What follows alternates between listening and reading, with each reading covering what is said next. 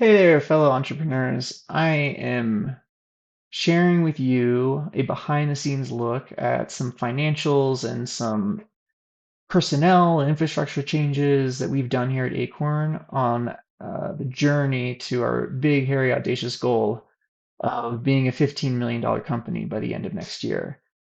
When I initially shared this, I guess I didn't put together the fact that it's not just about achieving $15 million next year in revenue for the calendar year on the P&L. The way that we have to grow in order to get there, by the end of the year, we're actually going to have like a $52 million run rate because we're going to be doing $1 million a week for that last week of the year of 2026. We will have, if we accomplish this at this growth rate of 7% week over week compounded, we're going to be at $1 million of value delivered in a single week. So we've used this past 90 days to even further define this goal while like basically building the plane while we're flying it. So re continuing to narrow our focus and simplify the language to rally the team while simultaneously moving forward in the direction we want to go. So still the big hairy audacious goal hasn't changed, $15 million in top line revenue for the 2026 calendar year.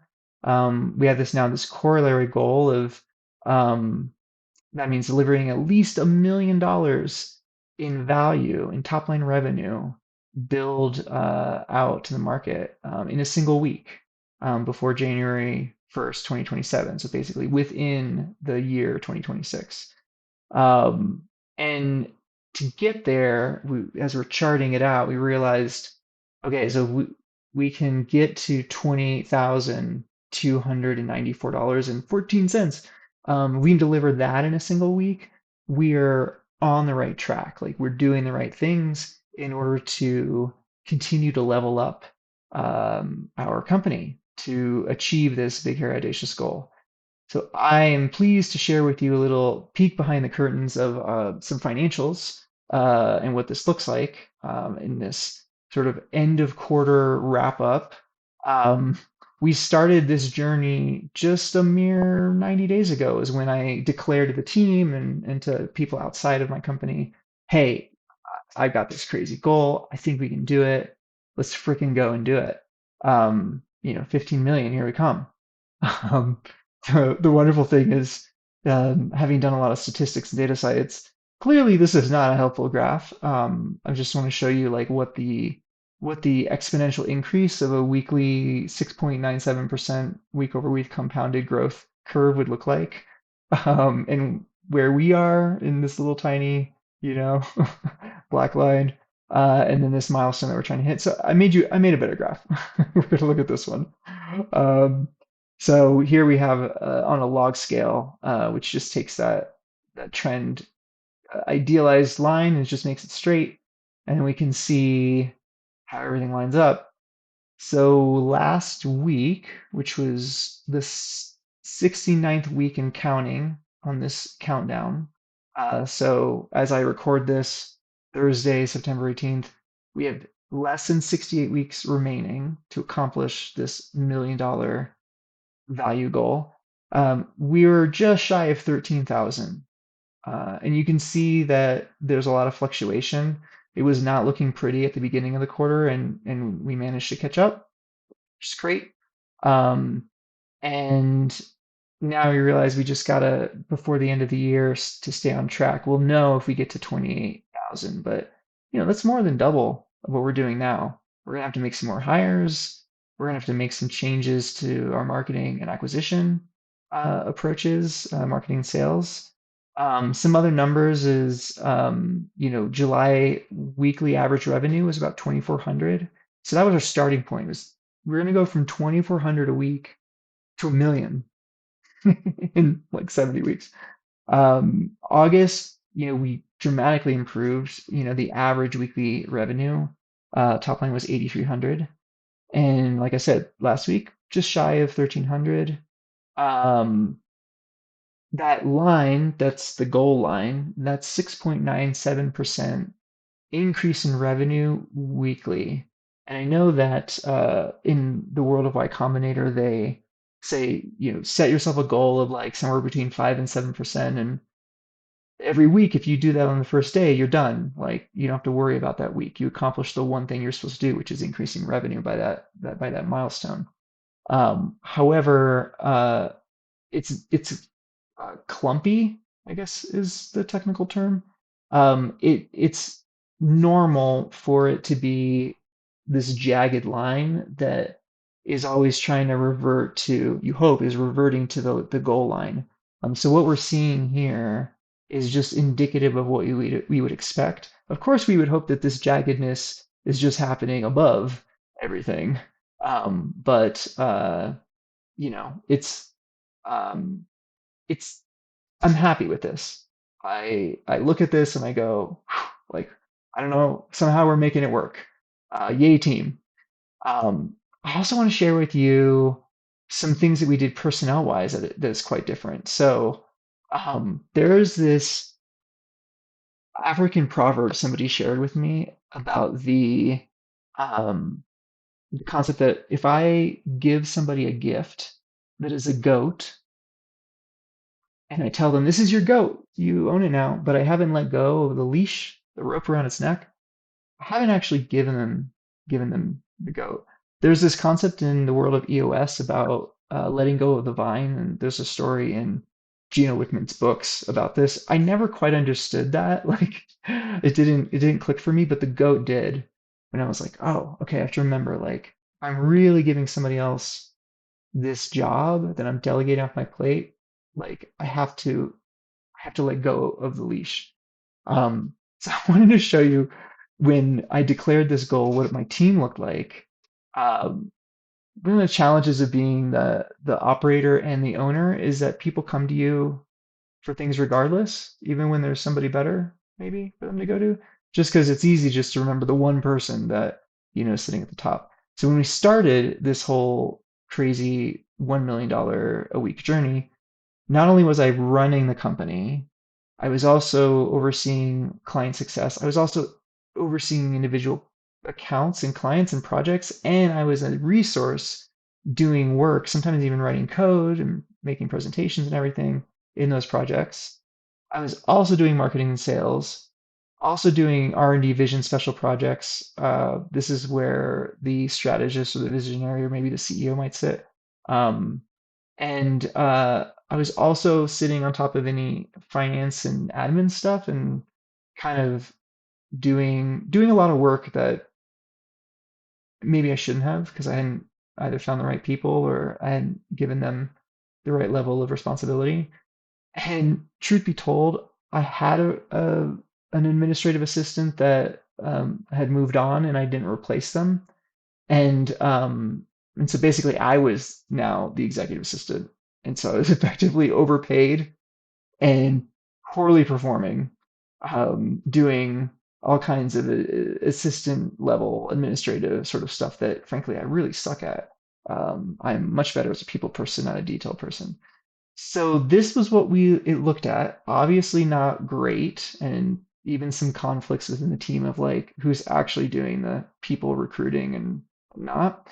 So, but I'm pleased to show you what the org chart looks like now, which is I'm no longer head of the company. I found a phenomenal person, Lisa, who, they say if you are wanting to know how to get to a certain destination, ask somebody who's been there for directions.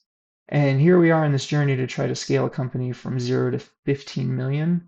And she's done that for companies to go from 0 to 50 million. So super excited to have her on the team.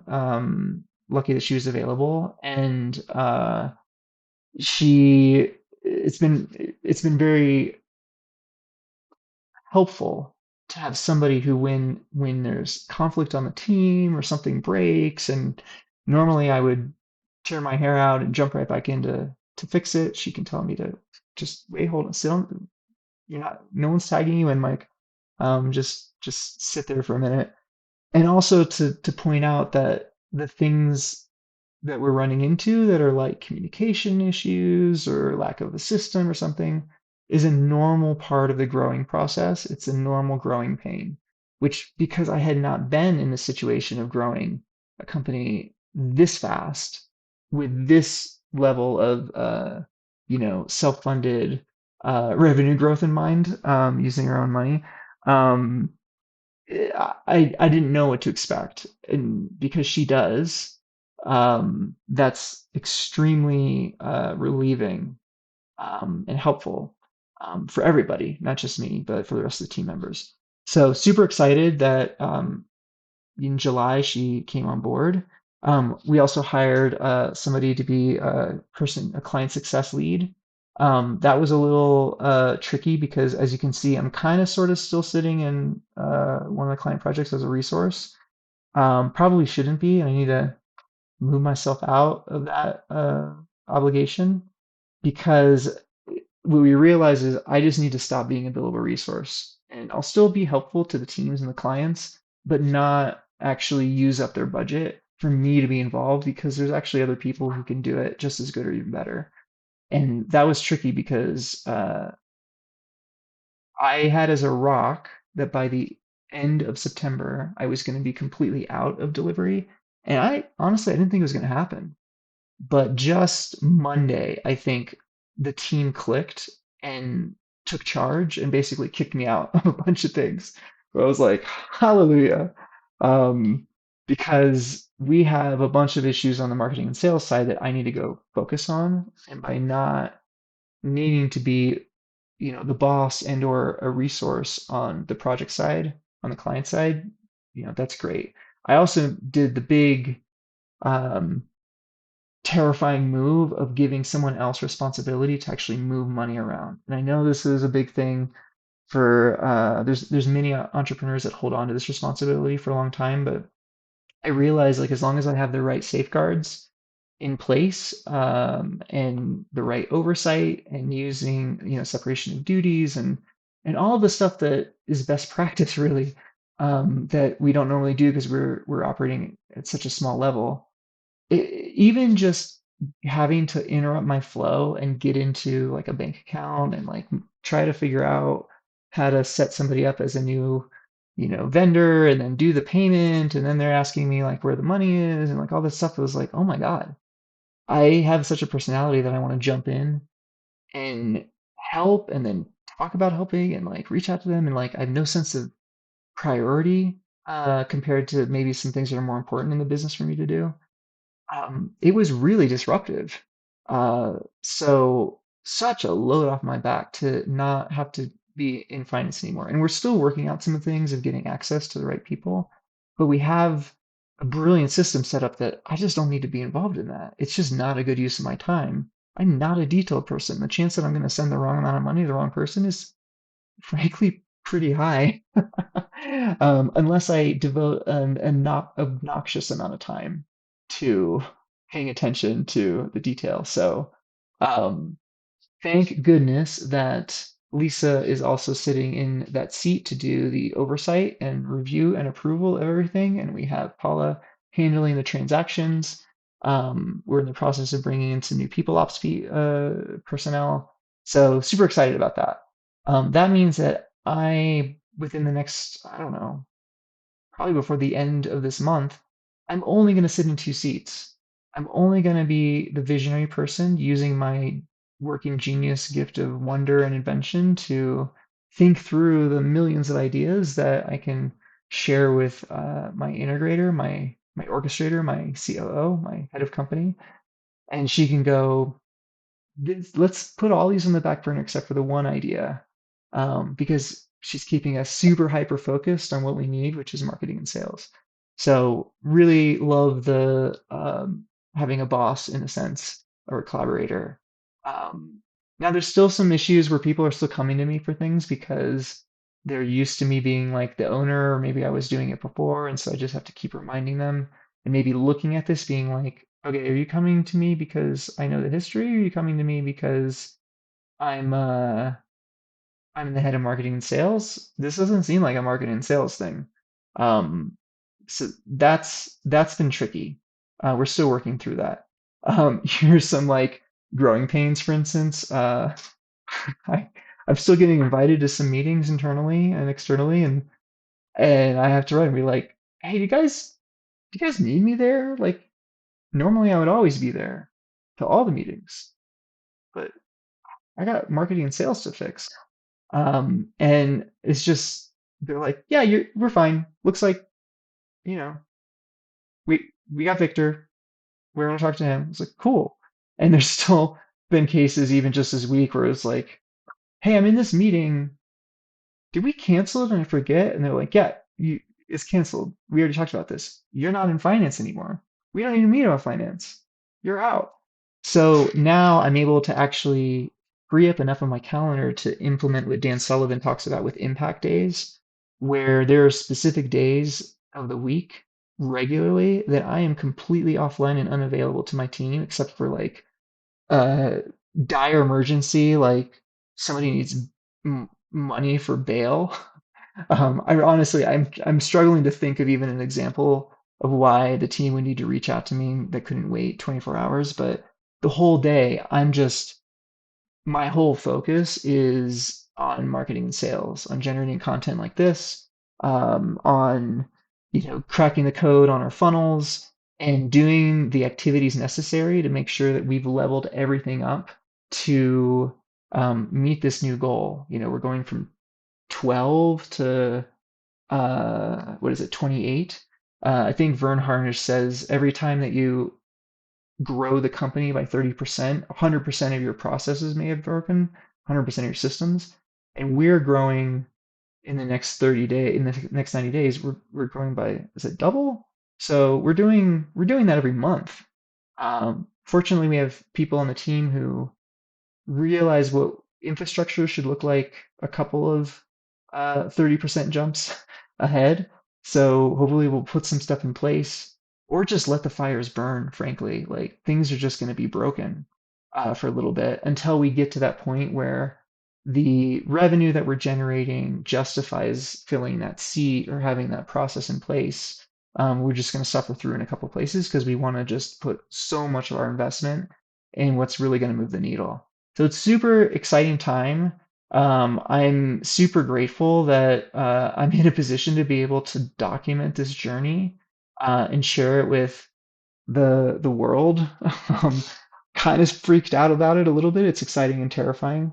Would love to know your comments. If this is of interest, like, subscribe, shoot me a comment, and I'll keep sharing any information or answering any questions as we continue along this journey. So thanks again. Take care.